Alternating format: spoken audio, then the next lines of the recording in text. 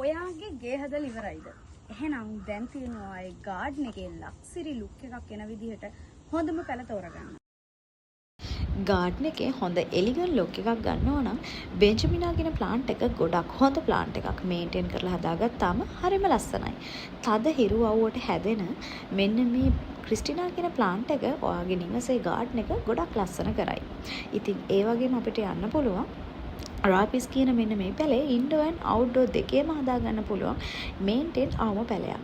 ඇත්තටම කියනවා නම් බැම්බෝ කියන්නේ නම් මාරම පිස්සුවක්. මේ ප්ලාන්ට් එක වෝල් කවර් කරන්න වගේම තාප්පේ අයිනට වැටක් විදිහට අපිට ලස්සනට හදාගන්න පුළුවන් අමුතුම පෙනුමක් තියෙනවා.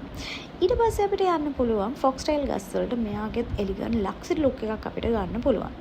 මේ වගේ මල් ඕනේ නම් ඔයාලට නිල කොබෝ ඒ වගේම තමයි අපිට ඇක්ටේරියා ගස් වලටත් යන්න පුළුවන්. සුවඳට මල් ඕනේ නම් මෙන්න පැලේ.